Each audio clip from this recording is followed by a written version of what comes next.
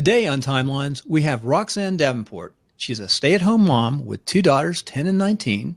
She's passionate about supporting organizations that want to find a cure for epilepsy. Roxanne, we're going to talk a little bit about yourself, your background, how you got to where you are today. Then we're going to go in the second part, we're going to go into some success principles and what you're doing to make a difference in the world. So, Roxanne, how's it going? Another day on Blab. Another day, yeah. I enjoy it. Well, tell us about you. Tell us about Roxanne. What do you do? I wake up early in the morning to get everybody ready to go, school and work, and I go to bed late because I enjoy talking on Blab. And if you read what I say about myself on Blab, I just spread the word about epilepsy because not everybody knows how many different kinds of seizures there are. You just spread the word. So when did you find out you had epilepsy, and how does it affect you? Well, I had a grand mal when I was 8, and they always thought it was juvenile and I would outgrow them. But when I was 21, I started working at the hospital and taking call and having to go in a lot overnight. So I started feeling weird and like I was going in and out of just losing time.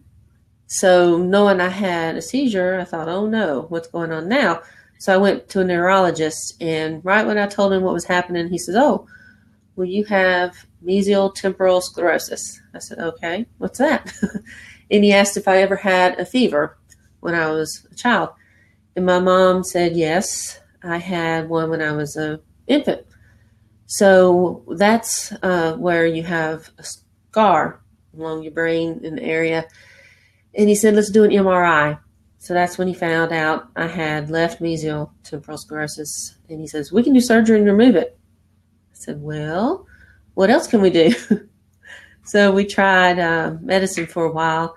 And during that time, I got pregnant and couldn't do anything, increase in the dosages of stuff. So after my daughter turned 1.5 years old, I thought, if I'm going to have surgery, I want to do it now so she wouldn't remember anything about it.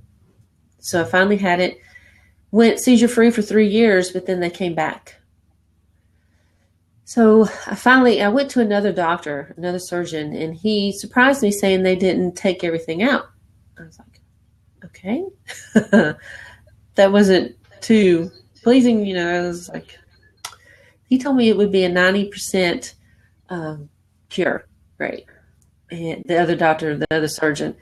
So I was reluctant to do anything else, see another doctor. I probably waited 5 years before I went back to another neurologist. And finally worked with a lot of other medications and was cured for 7 years until the pharmacy and my insurance made me take a different generic medicine. And that's when I took the generic medicine for 1 day and had a wreck. Every time, whenever I was driving, my daughter was told to pull the emergency brake, grab the steering wheel, do anything she could to keep us from wrecking. Well, before, my seizures were where I would only stare for 30 seconds, sometimes shake my right hand, and that was it. I would come back out of it and know what was going on before. And be able to come back right to talking, be able to just what I was doing, not forget anything. Well, this one was completely different. I fought my daughter. I kept her from grabbing the steering wheel, and we went in and out of the back and forth the yellow line and hit mailboxes, and finally ran into a tree. Hit a tree, and it fell in between us. And you'll notice when you want to stop, when you're in the passenger seat, you'll put your foot down like you want to hit the brake. Well, she did that, and it shattered her ankle, and that was when she was 14. She's been through 5 surgeries and finally had her ankle fused. And while I was out with her during all of those, that's when I got really into writing congressmen, finding an insurance company and my doctor, whenever I would want to, I had to be on a brand name medicine, and I won. And Good. I just had to keep fighting them. So now I blog. Since working in the health care, I was able to talk to pregnant ladies doing ultrasound. And I would probably did 10 a month, but now it's changed so much I can maybe talk to 10 a day. Okay. And that's what makes me happy. So people know that you actually worked right out of school when you're young, and you worked with your seizures, correct? Yeah. And you worked in ultrasound in a hospital environment? I did. I have an That's aura. really good, though. I have an aura before I have them. So it's either a sick feeling or a deja vu. So I would have time. Wow. I would have time to put the probe down and maybe leave the room. So that's what was good. They wouldn't know. I mean, I could tell the other patients that were, that had seizures and talk to them, but other patients, I would be able to stop scanning and say, excuse me, and leave. I didn't have to tell them. But after everything that happened with my other medicine, that's when I had to stop working because of not drive. Well, I didn't drive when I was having them then. I had a way to work and a way home. But when they were that more sporadic, I mean, they came on more often, that I had to quit. So that's when I started really wanting to, I had to tell my story. Well, Roxanne, you're going to tell your story. We're going to take a quick break for our sponsors and come back and find out all about your story. Okay.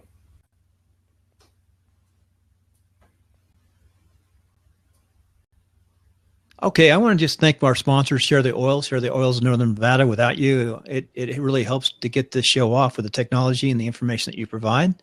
Also, I want to drive you on over to Netcaster's home, or better yet, podcastershome.com, and you find all our links to get to Netcasting 101 and some of the courses that we're developing to help folks get their voice out on netcasting, which netcasting is everything from podcasting to YouTube to blab and websites. A lot to it. With that, we're going to lead right into what Roxanne is doing now to make a difference, and her success principles will really bring that out. So we've got 5 of them. Roxanne, welcome back. Thank you. So that's where you are today. You're at home. You're making a difference. You've got your kids. You got your 10 and your 19-year-old. Your 19-year-old's about grown up, and you're still doing all those things, and you're working hard every day, and you're getting your voice out. So let's go with your first success principle. I'm going to read them. There's 5 of them. The first one is get up early and get to bed late. Get your work done. So what's that mean to you? Well, of course, being at home, you have to get everything straightened up. Pick up everything that's left on the floor and dishes and things like that. But I always find time to think about what I want to write, what needs to be said, and always try to get on here and tell somebody why I'm here. That's what I try to do. Always explain the difference. Can they tell if I have epilepsy, and do they know the difference? So what platforms are you using? What are you using to get your voice out? Well, writing.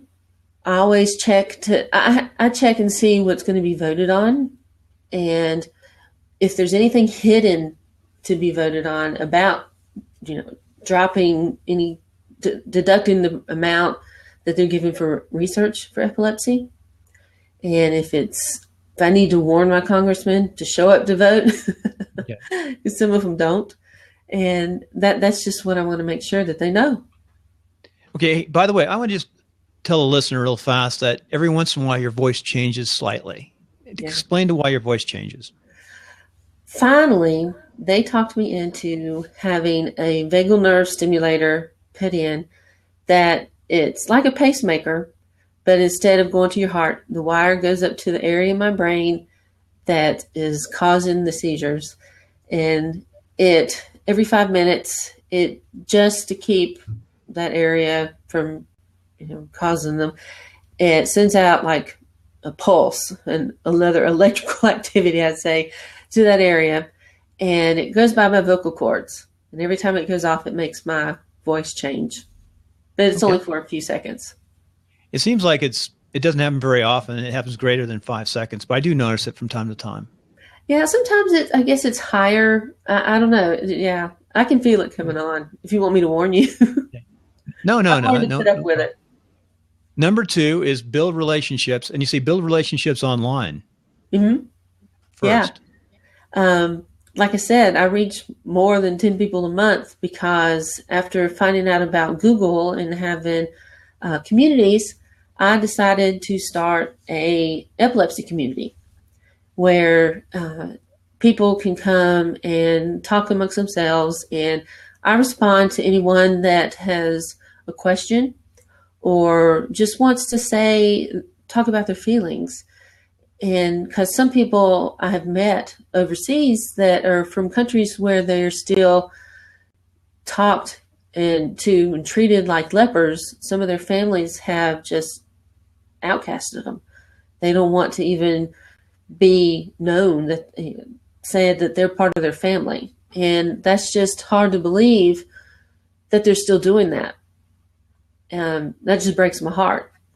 So whenever they want to talk, I'll listen and I'll try to make them feel better, because I think I'm lucky because I don't have the worst kind. And I want to make them feel better. I mean, I know I can't do anything about it, but that's just the way I feel.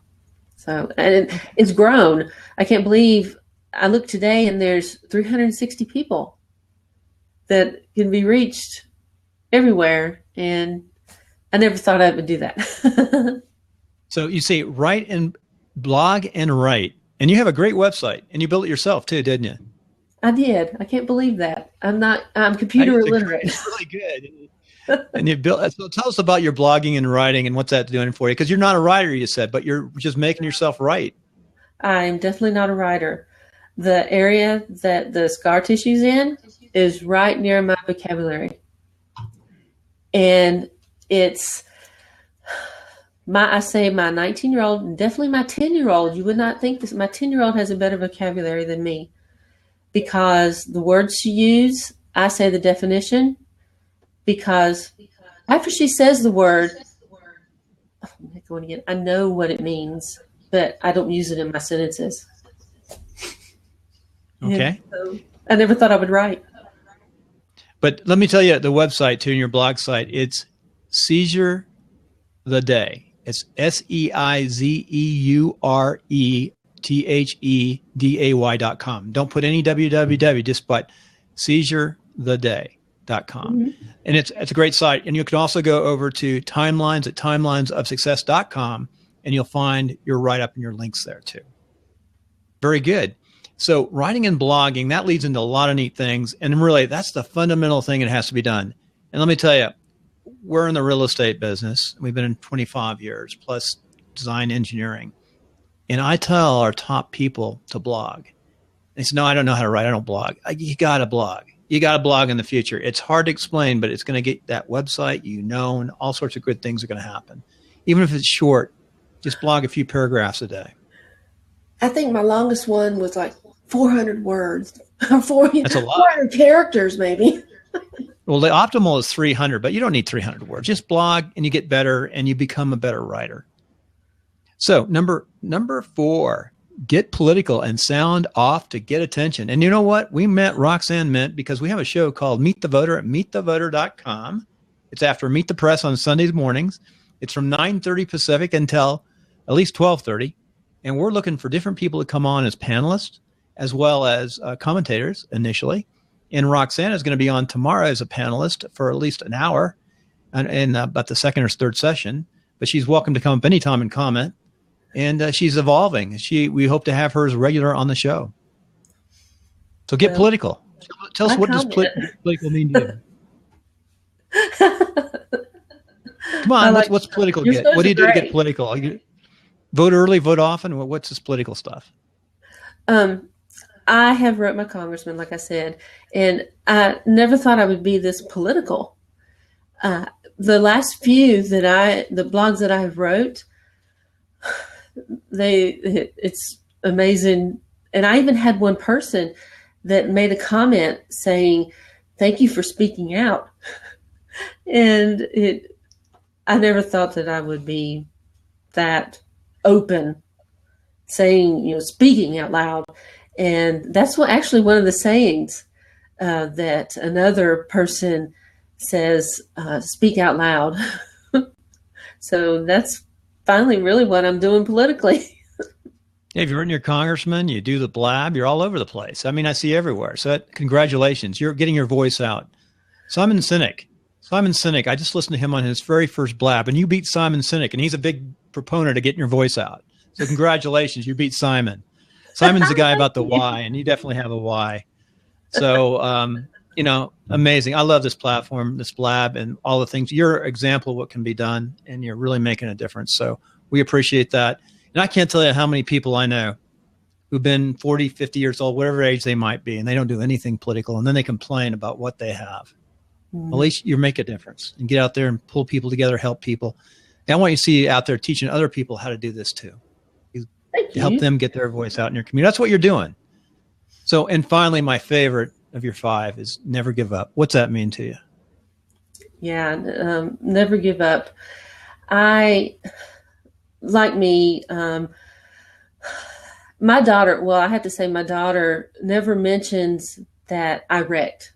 When people ask what's wrong with her ankle, she says that she was just in a car wreck. And that helps me never give up. Looking at her, being in a band, marching band, sometimes coming home in pain, she never gives up because she wants to win in her marching band. And they were the best in the state. And she's even cracked her fusion in her ankle to be the best she can. So she helps me never give up. And I'm going to start interviewing some people also with epilepsy that never give up.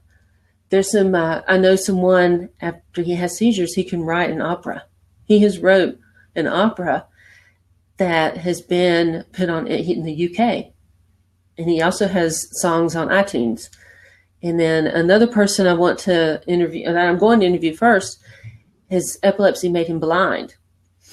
That he can feel the texture of the paint. And he is a known artist.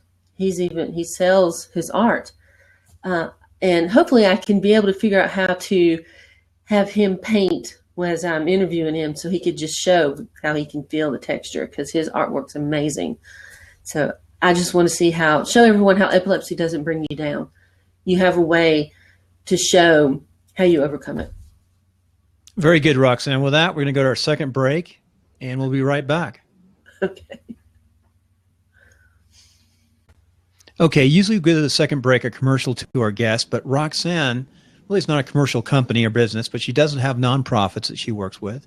So Roxanne, let's shoot people over to Seizure of the Day, and we'll have those links on Timelines at Timelines of Success, episode 143, and they can connect with you and the people you support. How's that? I support Epilepsy Foundation and also CURE, which is Citizens United Research in Epilepsy. And I am working on starting my own nonprofit, Seizure of the Day. And you put down my Facebook link and also on Google+. But working on that now, I will have some restaurants that will help with giving a portion of their proceeds a couple of times a month, and also just the dream of going global. Well, that's a good dream. Dream big. Hey, the ways to get a hold of you, Roxanne, probably your Gmail is the best. And it's rdavenport.rd@gmail.com. What's the .rd stand for? It's my initials, Roxanne Davenport. Okay. rdavenport.rd@gmail.com. Easiest way to send an email. Also go Seizure of the Day. And of course, you can head over to show notes at Timelines of Success. You can just type in Roxanne. And if you're listening to this from a year from now, go to that website, searches up the top, just type in Roxanne. You'll find all these links, all this information. Well, Roxanne, we want to thank you for coming in, but we always ask one last question. Okay. What's your favorite thing to do when you're not working on your home business or your nonprofits? What do you like to do? What do I like to do? Well, I also a grade mother, so I go help the school. Oh, that's good. That's good. Volunteer. You're truly a passionate person to get things done and to give a lot. I know your husband helps out, so you got to thank your husband being Yeah. rock solid. Well, And my husband's also a volunteer fireman, EMT. he was a full, yep, and he is a volunteer himself. Yeah. So, Roxanne, we want to thank you for coming on. We look forward to seeing you at Meet the Voter, meetthevoter.com. And it's been a fun show. This will be up within the hour because that's our new mission is get these up fast. Thank you. I appreciate Thank you. being able to talk to you.